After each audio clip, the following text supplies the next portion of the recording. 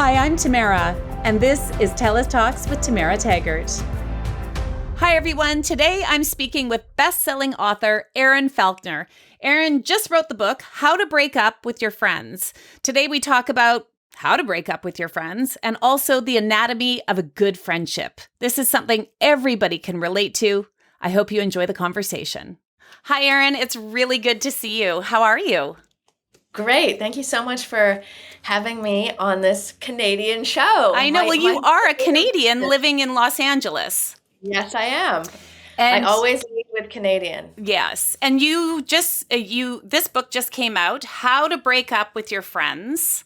Yes. I have to say, I was visiting my cousin in Calgary, and this was on her coffee table, and the cover caught my eye, and the title caught my eye, How to Break Up with Your Friends, because I thought, oh my gosh, this is a sign. This is a sign for me to read this book.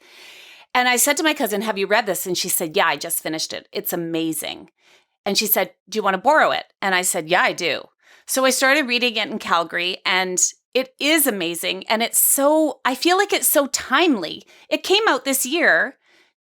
Did you write it knowing that friendships were really fragile during the last 3 years, or is it just a fluke that it came out when it did? Well, you know what? It's funny. I was looking for a follow-up for my first book, and I went down a million different dead ends, and that book is very rooted in like female empowerment and productivity and looking at those kind of categories. So I went down a lot of different rabbit holes trying to come up with a follow-up, and I was spinning my wheels, couldn't get anything that sort of stuck or resonated. And I was sitting in a restaurant waiting for a friend who I outwardly would have called, a BFF, long-standing relationship. And I was sitting there very irritated because she was late again. And, but my level of irritation kind of outweighed the, quote unquote crime, right? And so as I sat there and waited for her, I started to really look at like, why am I so frustrated right now? And I had a lot of time to think about it because she's always very late. And I started to go down, look at the landscape of this friendship. And I realized that, while again, outwardly, we would have both called each other, best friends, absolute best friends. This huge chasm had grown over time between us that I really was not aware of until I took the time to sit there and look at it. And what dawned on me, and then I started to look at the other friendships in my life and say, well, if this is true in this, what's happening with this and this and this? And I had all of this kind of new information present itself to me. And I had this epiphany as I was doing this, that this blew my mind. And it was the first time that I was looking at these relationships critically in any way, kind of auditing them. And, we are a society that is obsessed with information about ourselves. We know every calorie or gram of protein we consume. We wear stupid watches that tell us every step we're taking. Marie Kondo has us holding up chairs and sweaters and asking if they bring joy. And yet the people in our lives, especially within this category, we've got no eyes on, right? It's kind of this category of relationship that we think is just nice to have and should give. But like leaning in and doing the work and kind of critically analyzing them, seeing if they're still relevant for you, we do none of that.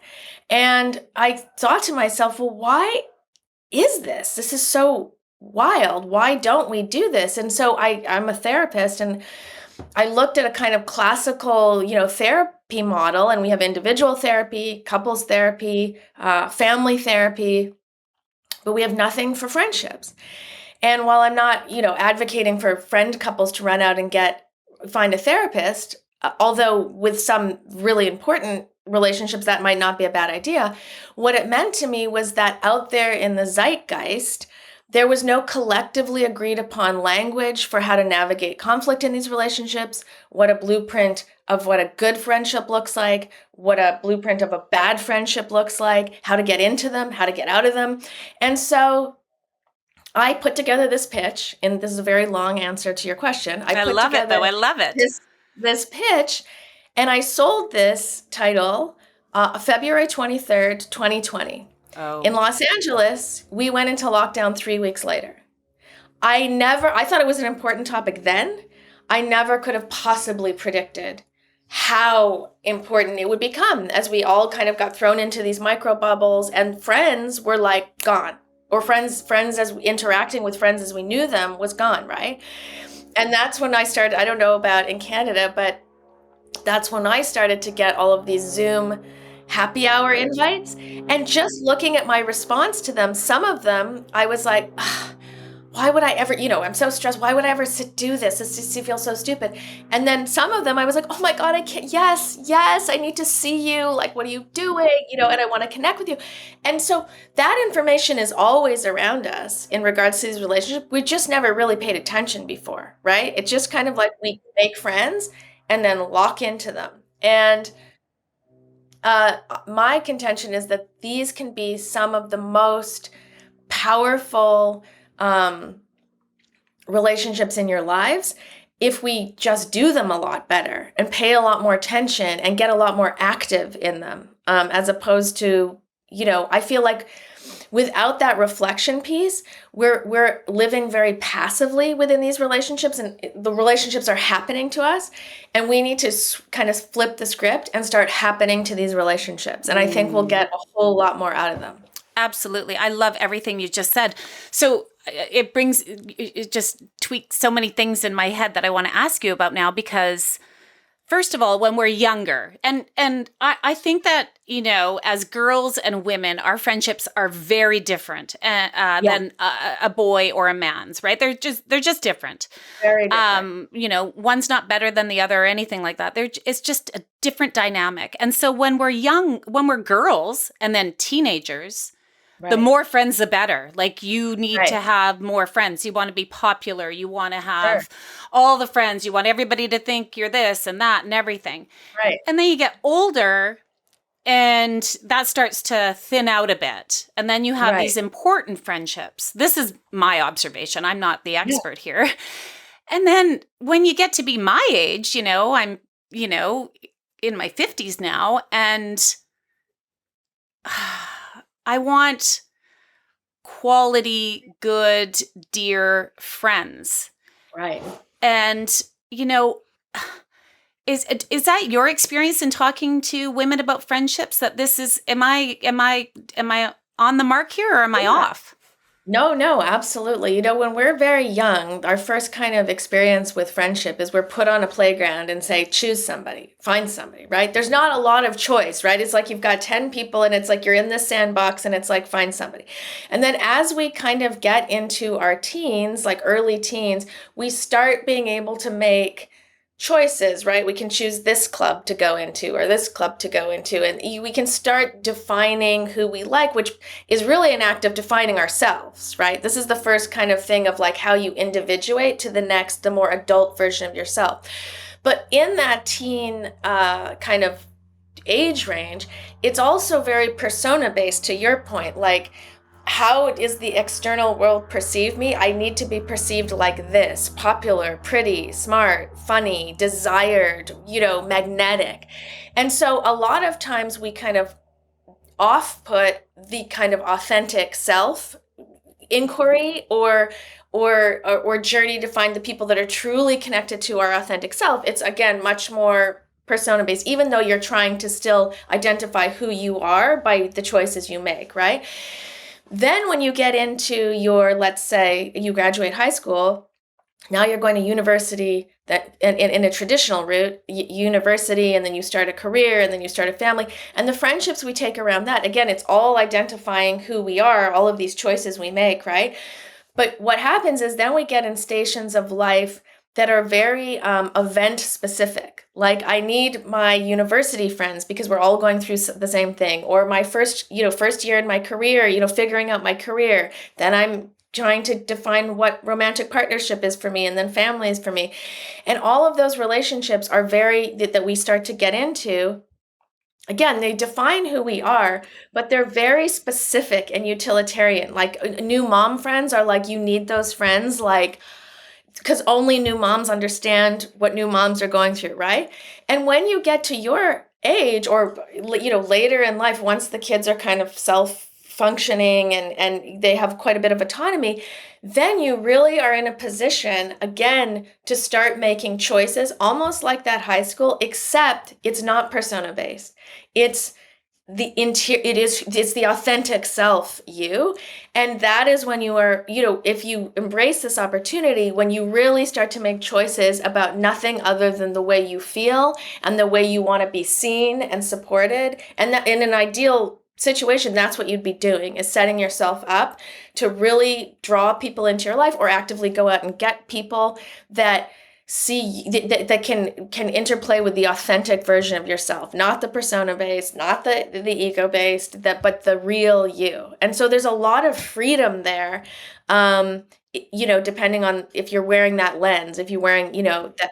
And so the chance for dynamic, rich relationships, which are also so important later in life, right, is really, you want to seize that opportunity. But it all starts with you. And that's kind of the paradox of friendships, is totally relational, right?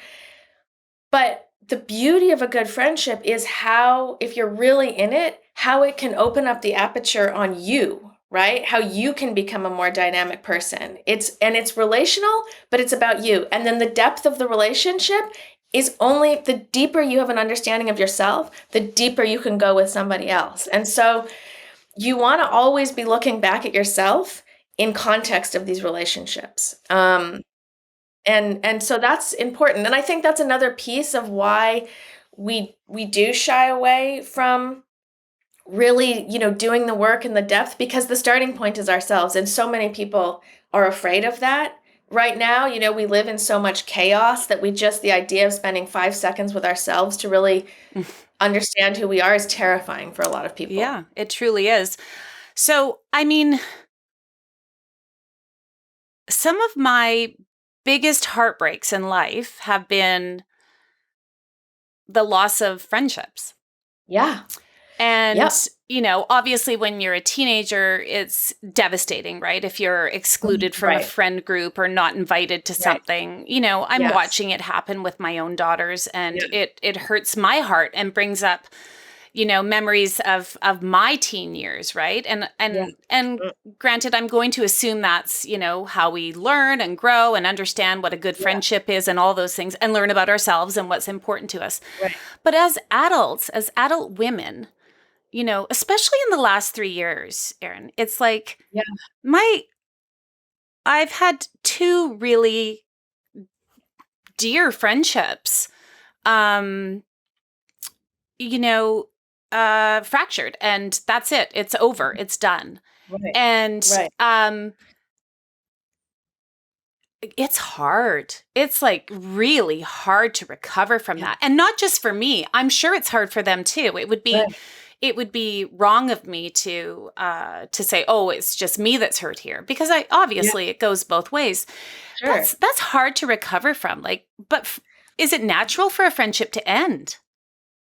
Oh, yes. So there's two parts to that, and both very important. I think that's one of the things that's the most important ideas, is that we don't, when you talk about like a romantic breakup, you run to your friends or your family and you're heartbroken, and you have it, again, out there in the zeitgeist, an agreed upon process. It doesn't feel strange, right? If you are really committed to somebody and the relationship ends, you're devastated, and there is that totally acceptable grieving period, right? And you don't want to take it too far, but for sure there's like a very quote unquote appropriate response.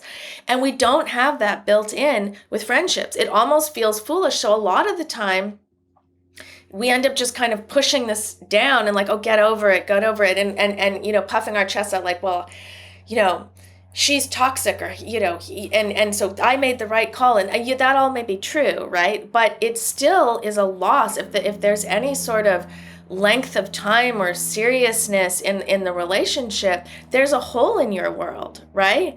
And so I think we also need to get more comfortable talking about the grief of losing a friendship, and being able to kind of download that with other friends, not in a gossipy way, but in a way to kind of metabolize this because it's real.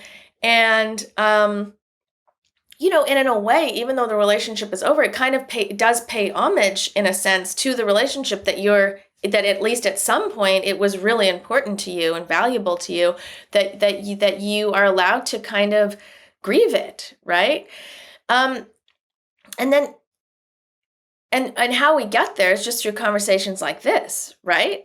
And being able to have healthy conversations about friendships ending or that are not going well, that do not fall in the gossip category. Because I think it's very easy to go in and talk. Yeah. You might want to bleep this out, shit about the other person. You know what I'm saying? And that's often what we do as a way to get around grieving because we don't know. So we end up kind of leaning into the more gossipy, like she's terrible, she did this to me, da da da, as opposed to saying I'm really hurt that I've lost, that I've had to end this friendship, even though some bad behavior happened. I feel hurt that this is no longer in my life. And again, it's just the pivot about, instead of talking about the other person, you talk about how you are feeling about the loss of that person in your life, right? Even if they were behaving badly. So I think, again, just that shift or that pivot in the way we start to talk about these things can have major impact. And then the other thing is, no, I don't think all friendships should necessarily, you lock into something and then that you're in it. A lot of these friendships, look, if you're remotely interested in self-growth or evolving as a person, which hopefully that is everybody's goal, right? You can start off in a very honest, earnest, genuine place with someone, really, and have meaningful connection with them. And cut to 10 years later, you've gone off in one direction, you've evolved in one direction, and the other person has evolved in another direction. And it's not better or worse, but they are different places, right? And that's okay. It doesn't mean you have to be dragging everybody with you or being dragged with somebody, right? And in that instance, when two people have just evolved in a different direction, you don't need to break up with that person, right? There's no, quote unquote, break up with that person. There is a natural set of expectations that you both understand. The problem is when you evolve in different places and one person hasn't gotten the memo or isn't prepared to accept, right? And so if they keep reaching out to you, trying to engage you, and you're no longer in that place, out of respect for the great relationship you did have, I think it's personally worth a conversation, right? Or however you communicate. Like, if you only communicate through text, then maybe it's text. I want to say I like to lead with voice, if at all possible. But that's okay that you're in a different place, right? It's par for the course. And then sometimes you can separate from somebody. I've seen this happen so many times, and then you re-evolve back into each other's orbits, right? But the only way you can really re-evolve healthily back into the orbit is if you've made choices to separate in the first place. Otherwise, it kind of feels like baggage, right? As opposed to a fresh start. And so, yeah, I think also we've seen with the pandemic, and with the pandemic, yeah, certainly around, this whole, the controversy over the vaccine camps, like where you fall on that. Down here in the United States, we've seen so much polarization around political stuff. And so even if you, up until these points, have been functioning quite well and happily, I've seen a lot of people all of a sudden where all of this stuff comes out of the water where it's like, you're that? I didn't know that, you're that. And so if then you decide, you got to kind of stick with your moral compass, whatever that is, and be true to that. That's my advice. I have colleagues that I respect greatly who differ with me and say you should be able to compartmentalize that and find your way around. So I respect that there are two opinions on this. I say always lead with the moral compass and stick to, what's true to you. But people have, regardless, had to make some very tough decisions. And so it's really like, this friendship and should everybody always stay with you is really, I believe they shouldn't. I believe that there needs to be a natural attrition, but more than people just falling off, you making choices, I think is the power play there. That's where you're stepping into your most authentic power, right? As opposed to putting your head in the sand and pretending you don't hear things that you disagree with and stuff like that. Or ghosting someone. I mean, ghosting, it's such a passive, you haven't made a choice there, right? I mean, you've made a kind of choice, but not really, right? You've chosen to just ignore something, which which I never think is a healthy choice. And for the book, I interviewed many, many, many women, and it was unbelievable to me. A couple of women in the book who very successful, have thriving lives, and whatever. And we started to talk about friendship separately in different interviews. Two women in particular brought up stories that they could remember of when a very good friend had ghosted them. And it was unbelievable how they almost psychologically just went right back into like that headspace where they started to be like, and I don't know what happened. And we were doing this, and I thought we were getting along great. And I remember all of a sudden my friend just wasn't responding to me, and I was asking this friend and that friend. And it's like, it's an open wound. You've been able to even 20 years later, when you start to think about it, it's unbelievable the power of these relationships so when you ghost somebody, it kind of feels harmless and like they'll get the message. It's not. It's passive. And again, there's so much more respect, I think, to the other person, to the relationship. If you can find the courage to say, hey, this just is not working for me, and here's why, and I don't think we should carry on, that hurts. That's kind of like an ouch moment, but only in the short term. In the long term, you've built up respect for that person, and they have an answer, which is, I'm not a fan of ghosting. No, I don't think anybody is. Yeah. I think that, like you said, it seems like the I don't want to say the easy way out, but it's just like, Right. it's no conflict, right? Like, I don't want to have any conflict. I don't want to I just don't want to see you anymore. Right. But And that is the weakest play you can make, honestly. No one likes to be ghosted, and no one likes to be ghosted. Yeah. I also think this funny thing, well, it's not funny, but this thing in social media too, like with blocking people. It's like I see this a lot with teens. It's like as soon as somebody gets into like the slightest disagreement, they're blocked on Instagram. It's not just with teens, Erin. It's with adult women too. I mean, it's so like you're blocked. Like, I know. I think I've done it. Yeah, because people have done it to me, and it's just a very weird way to communicate. It really that doesn't mean you should be following people forever. That you're not. I don't mean that, but I mean as that gut reaction of like you have no access to me. It's like, that's so big. That's But we don't make. It's like we do it so easily, but it's such a big thing to not like really reflect on. Yeah.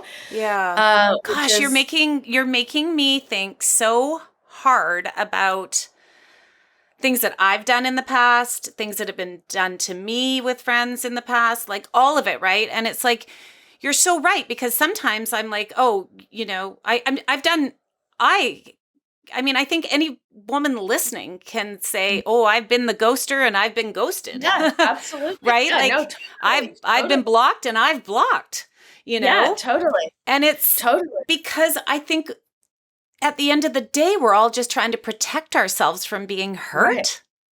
Yeah, but that's fear-based. That's fear-based living, And that's not where you want to be.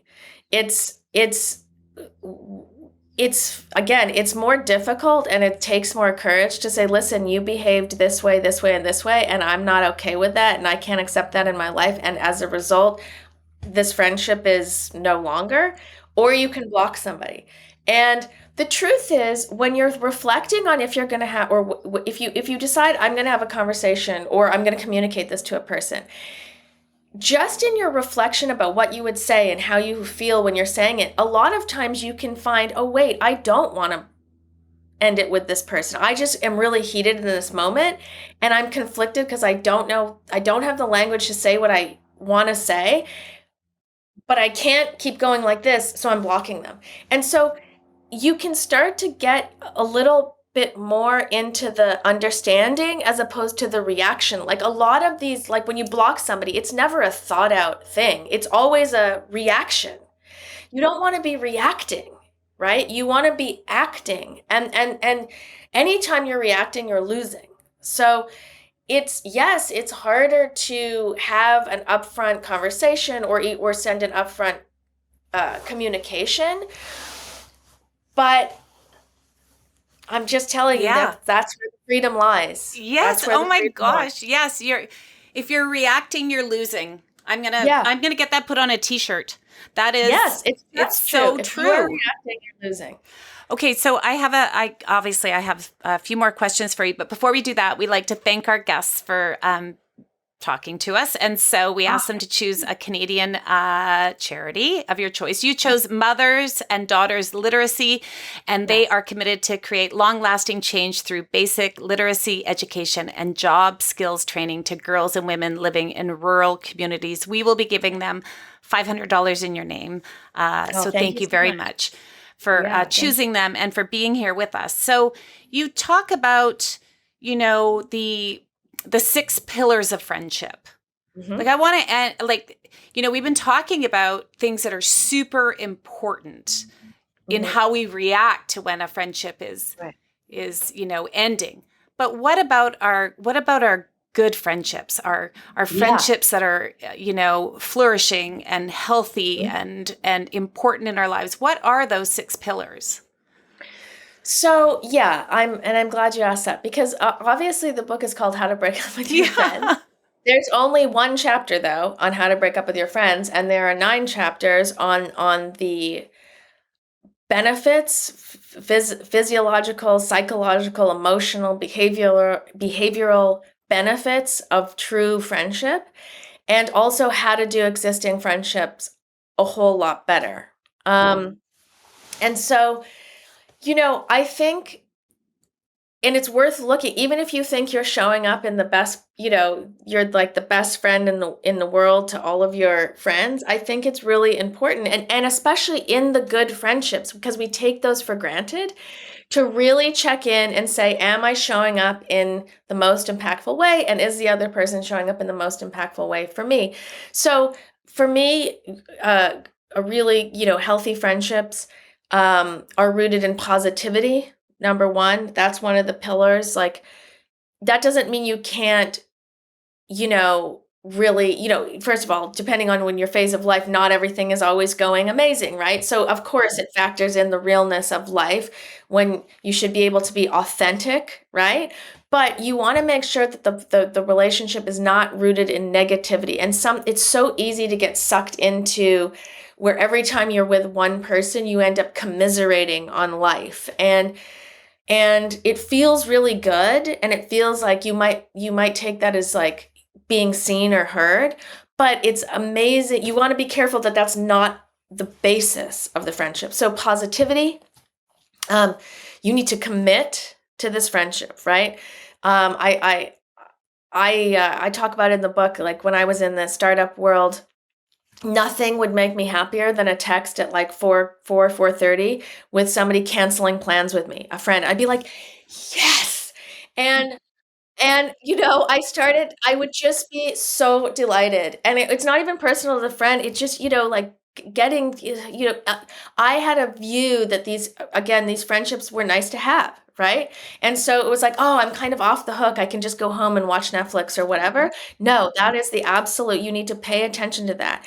Because is it the other person that you just don't want to see, or are you yourself just not committing in a way you need to commit? And you can't commit to everybody. This is why you can't have 30 mathematically. I don't think you can have 30 really good friends. Otherwise, we're talking about a different definition of friendship, right? But if your gut reaction over and over again is yes when somebody cancels, you've either got to look at that relationship or look at how you're showing up in relationships. So commitment, very important. Vulnerability.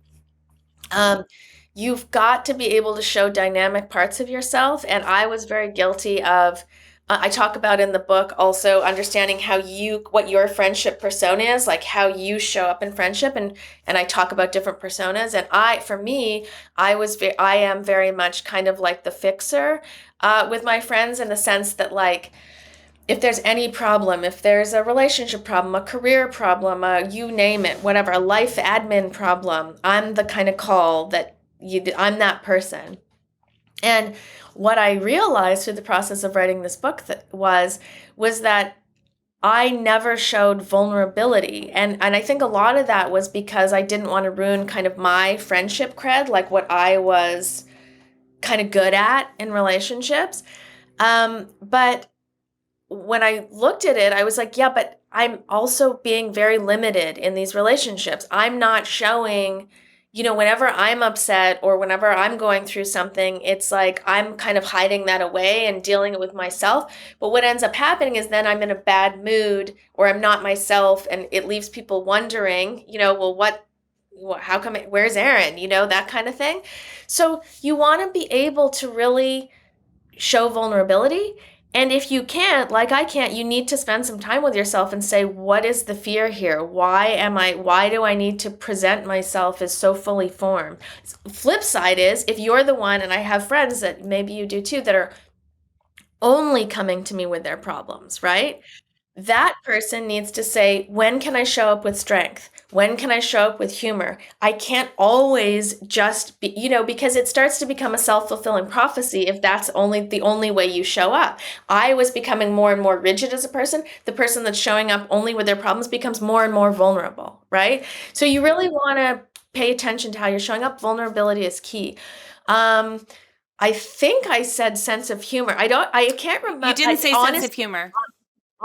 Sense of humor is a thing that I put over all of life. That is a filter that one needs to lean into sense of humor. And I spoke a lot about that in COVID times. But I think honesty and trust, you need to really be able to be honest and to trust that, you have kind of a safe container with this person. So as juicy as it can feel to turn around and be like, oh, did you hear about so and so? Even though it may come out of a place of caring, you need to be really precious and protective about, information and moments shared in these relationships. And then what else did I say? I can't. Vulnerability, you said that. And I mean, listen, trust. It's all in the book. Oh, active listening. Active listening. You have to be able to show up with somebody, put your phone down, and turn on your Tamara hat when I'm sitting with you, or my Sophie hat when I'm sitting with my best friend. It is far better to have a half an hour quick coffee with somebody, or even I always lead with in person, but even as Zoom, half an hour coffee with somebody, then making some multi-person dinner that lasts 4 hours, that's loud, and everybody's on their phone and taking pictures. These are not restorative or fulfilling moments. They might be fun, and you may feel like you've checked off. Again, like I was so guilty of this. Like, I'm a great friend. Like I consistently see my friends. But what are we really doing when we're hanging out? And often, it's not what people are saying, it's the nonverbal cues. And you can only pick those up when you're really dialed in with somebody, right? And so that's why so often we leave these meetings. And that's also probably why I was so happy when like somebody would cancel a happy hour plan with me, because they're not restorative. They're nice. And sometimes fun, but at the end of the day, they leave you feeling more tired than they do rejuvenated. And so you need to be actively listening and involved when you're with that person. And much better to be able to schedule, again, half an hour. Then you don't need to make some wild, lavish plan. It has to be person-centered, whatever you're doing. Oh my gosh. Not restaurant centered, or or just constantly recording it for social media and posting and put the phone down. Yeah. That's it. So I think I said 6 there. I think you did too. But I mean, Erin, everything I could talk to you for hours, because I had no idea that, friendships were so complex, really. You know, they are and they aren't. You know what I mean? And really, everything that you've said, I think is something that we all know deep down inside. Yeah. But, you know, we become disconnected and we become lonely. We're lonely, you know, and we do things to protect ourselves where, you know, when we're hurt. And I can't thank you enough for this conversation. You're on Instagram and Twitter, and your handle on both is your name, Erin Falconer. It's ErinFalconer on Instagram and Twitter. The book is called How to Break Up with Your Friends. There's only one chapter on how to break up with your friends. It's a fantastic book, Erin. You are, I mean, I've learned a lot in this conversation, so I can't thank you enough for it. Thank you so much. Yes, my pleasure. Thank you. Thanks for listening to another episode of TELUS Talks with Tamara Taggart. Be sure to subscribe so you can join us every Tuesday for another conversation. You can also check out our website, telus.com/podcast, and subscribe to our YouTube channel at TELUS Talks.